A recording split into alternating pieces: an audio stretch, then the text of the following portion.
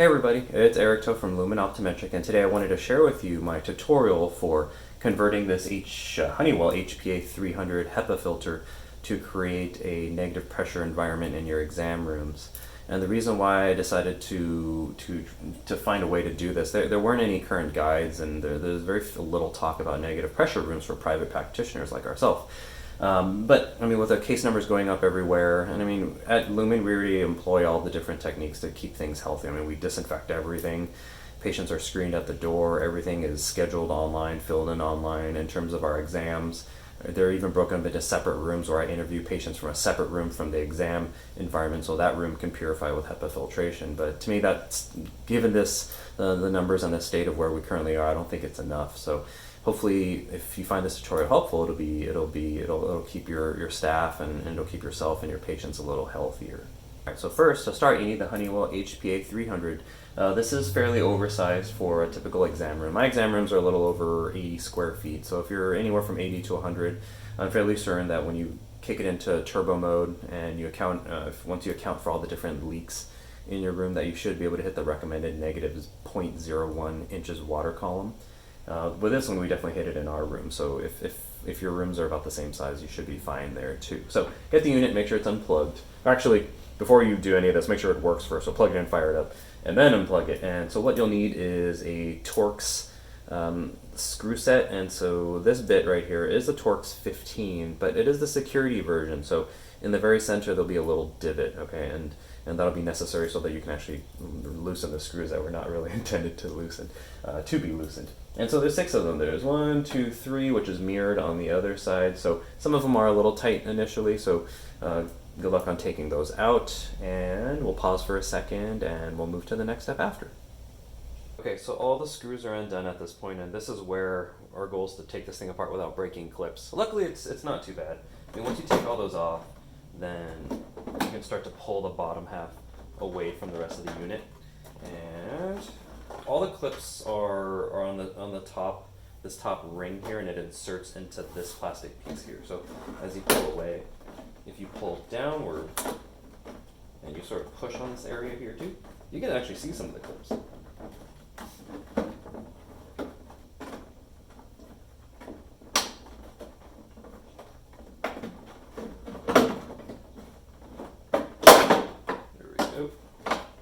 Even if you break the clips, it's not a huge deal. It all gets tucked underneath anyway.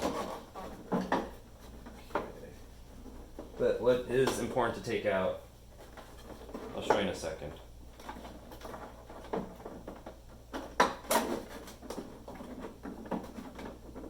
There we go. It's these little wings on the edge here. You'll be able to see them. Okay, so you pull this thing away. And do be careful, depending on the surface, this can tip forward. Okay, so this piece you won't need for a while, so you can set it aside.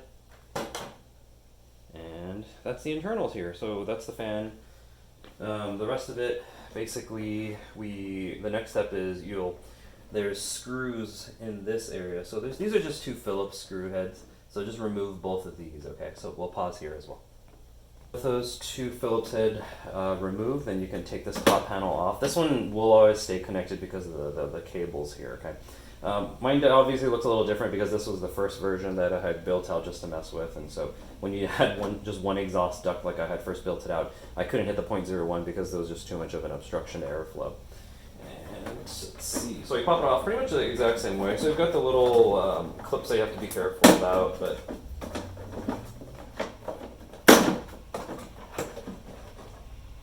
okay, so this goes the front piece here, and basically what I was doing most of the time in terms of the front piece was just to support it. Usually if I'm doing this at home, it'll tip over if it's on carpet, but here it's fine. Okay, so now we're getting a closer look at the top grill here, and so you notice this area is cut out, and so this is where the first the exhaust vent pulls through here, and so you just have to take a Dremel and cut really nicely through all this one. The tricky part is you have this one card sleeve that's built into the HPA 300. Once you have it, you'll see it, and there's a little Phillips head screw. You have to unscrew that so that you can pull out the plastic cards. Otherwise, you still do need to Dremel off this piece. So this is actually going to be my revision 2.0, since I'm adding 2 exhaust vents instead of 1. So what you'll want to do is with your Dremel to continue cutting this whole section off too. So this whole area will be just as bare as this area. It'll be essentially almost mirrored there as well, okay? So get out your Dremel, put on your safety goggles, and watch out for your hands, put on gloves if you need, and cut that whole part out. Since I'm disassembling this one, you get a chance to see exactly sort of what the near end product look like here. So you have this top cover, this white cover here right next to that surrounds the whole pipe, and that keeps the unit from venting out or exhausting from anywhere other than that vent pipe. And so all that yellow sort of dough looking stuff is actually just gap filler. And so in a few moments I'll show you what that looks like. I just purchased, all these things were purchased at Home Depot. I mean, the downspout is essentially, it's a rain gutter. Found those from Home Depot too. You usually find that all the way in the back with the raw materials. Usually an aisle or two away from that is where you find the gap filler as well. So since we're working backwards, let me pop this out here. So here's a close-up of what it looks like on the inside of this vent here. So you can see this vent is basically, in terms of the exhaust, that's the end of the road in terms of how the air would flow. The normal unit, the air exhausts up all the way through this whole space. All the way through here is one whole exhaust vent. So basically the way that I've set this up here is that this is as far as it goes before venting, and so it wasn't enough. So basically that's what I've cut out this extra hole for. It's for the secondary version of this to sit in here. So what I'll have to do in a second is I'll show you exactly how I've cut these pipes in order for them to work. This is kind of at least an overview for you to understand how it works out. I mean, once you kind of get an idea of how it's set up, then you actually can sort of wing it. Anyway, so the expanding foam fills in all the gaps so that the air can't escape past this vent right here. And it's the same on that side too. That's one of the reasons why I couldn't take this thing off. It's actually glued down a little. It's pretty tight. And so that's how that part works. And so I have the template for this top piece. All you have to do is print it out, tape them together, overlay it on some foam core board, which is what I have here. You'll still have to test fit it. There's a little bit of variance with these units I found even between my two units. Cut out the holes, and then you'll have to cut out the downspouts so that they fit, and then stick them in here. Okay, so you do want to take some preliminary measurements before you start to cut here, okay? So this is the first piece that you do want to cut out. So this one I would cut out to be around 7 inches, okay? No more than 8 inches. There's a little bit of flexibility, but the problem is once you start getting really tall, this piece, since it's connected and you've cut a hole into it, you won't be able to pull it over too long of a tube. So if you keep it to about 7 to 7.5 inches, you'll have enough space here. Okay, so cut that 7.5 inch piece of downspout first, and then in terms of how you want that shape to be cut out, and this one I couldn't pull out, it's already glued in there, but for the most part you want it to be open faced. And so you'll basically cut that, and that's what you can see that I've done essentially here. In terms of the height of that, for me it's about 3.25 inches. You'll know exactly what yours will be, because once you cut out these holes from the template and you stick your 7.5 inch piece through that hole, and you drop the foam down as far as it'll go for you, then you want to measure from the very front of it, not from the bottom of the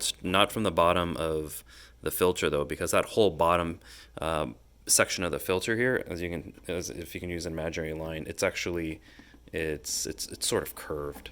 So if you measure from the bottom, it's not necessarily where the lowest point of that pipe is going to be. The lowest point is actually going to be sitting somewhere here. You could be real fancy and cut it angled if you want, but it really doesn't matter. But it's going to be supported only at this point. So you do want to measure from the bottom of the pipe, not from the bottom of the filter or the top of the filter. So measure from the bottom of the pipe going on up to this point. For me, definitely you don't want to cut above this line here. For me, that number ends up being, again, 3.25. So the measurement you're looking at is 3.25 for the back piece.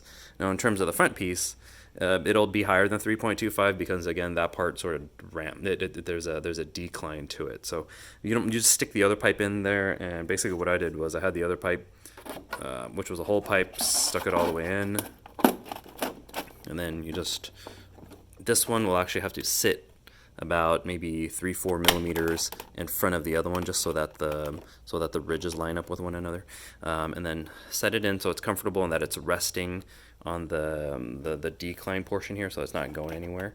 And then so that's where it's steady, and then draw the line and make sure you cut underneath that line so that you still ensure that seal around here. Okay, and if these aren't even, it's really not a big deal. I didn't really, you don't have to be very exact because you still have other pipes that are going to sit on top of it later. Okay, so you'll get your cut length on this one. This one for me was probably around 3.75, but again, measure yours first. And so basically you're just cutting out little stilts just to hold it in place so the air can pass through it, but it doesn't impede the flow to the pipe that you had already placed in there the first time. Okay.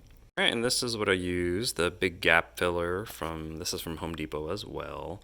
And so you screw on the pipe up there. If you have a couple of rooms that you want to do, it's advisable to work your way up to this point first, because this big gap filler, if you let it sit for too long, it hardens, and it usually doesn't allow use over multiple times because everything just dries up here. And so let's see. So at this point, you've inserted everything in, and you have the pipe inserted as well. Just the back pipe is what we'll start off with, okay? And then what you want to do is with a foam filler, you basically fill exactly where I had filled before. This comes out pretty fast and it expands quite a bit, so you don't have to actually lay down too much. So fill this gap here. That gap back there should be filled too. And then fill up this whole gap and that gap down there. And once you have that in place, you can slide your other piece here and insert it in there. And at that point, push it down a little bit and you can actually seal off the outer edges there too. And you might as well seal off the rest of the edges here too. That way it ensures a complete seal. Alright, so everything is placed in there and it's secured and it's sealed off. One thing you can also do is to cut out a second cover-up sheet from that template. So ideally if you had it in black, it'd be great. I don't have black paper lying around, so I had a slightly thick, heavier paper stock of white. So I cut it out and then you just lay it over. It doesn't have to sit completely flat for the most part, because when you put the grill back on, it will obscure the vast majority of all this. You just want to cover up some of the ugly kind of cut marks that you had made, or if you were neater, you might look cleaner than mine. But it's not visible from the patient perspective. So at this point, you have everything laid back, and this is where you take this piece and we had cut the larger hole by now, and you insert it right back over. It's going to be a little snug.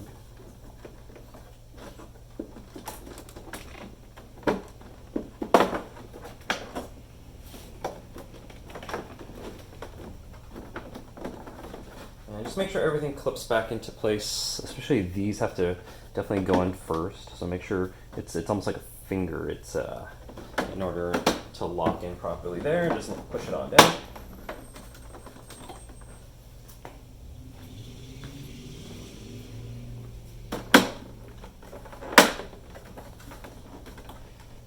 And then you just place the front plate back on and screw in those 6 screws. Actually, before you do the 6 screws, make sure you have the 2 Phillips here, and then screw in the 6. Now for reassembly, once you place this piece back on, again, it's critical to make sure these little nibs go in first. So you have the piece of plastic on the inside of the unit, and this little wing here it's like a little fork. So it does have to insert before the rest of it allows you to click it in place, okay? And so it's all clicked in there. Same on the other side, then insert all the screws, and you're pretty much done with this part at least. One other thing that has to be done as well is that the return vents in the rooms have to be closed off. So you do have to cover them off, otherwise the negative pressure system will just draw air from the return vents. So seal them off, just like I did for the ceiling tile here. And here's the final piece here. And so you do have 2 separate downspouts that sit on top of the ones that we were modifying here. And each pipe is individually wrapped with that aluminum duct tape. And then I just had one more wrapped around both of them just for aesthetic purposes here. And so you can see they both exhaust up through the ceiling tiles here into the interstitial space. And At this point, the room is fairly sealed from the interstitial space, and you should seal up any other ports behind the walls. For me, I have video cables running through the walls, and so all those ports are sealed up so that you don't get any air leakage. Otherwise, I think this will keep you as healthy as possible. Ideally, you do want to set this up somewhere between. You want the patient between the door and this vent, but for most of us optometrists, usually right behind the patient is some sort of visual acuity mirror, so it doesn't quite work out that way, and plus the patient has to recline, and so for me, off and to the side worked out a little better, but wherever you can, where the patient's right in between, so they're always in constant airflow, in the path of airflow, then it would work better. Now verify the negative pressure with a digital pressure gauge or analog. It should read negative 0.01 inches water column. Do note my tubes are reversed, so the reading is positive. So good luck, and if you have any questions, post them down in the comments below. And if you find this helpful at all for you, then please subscribe and like the video too. Thank you.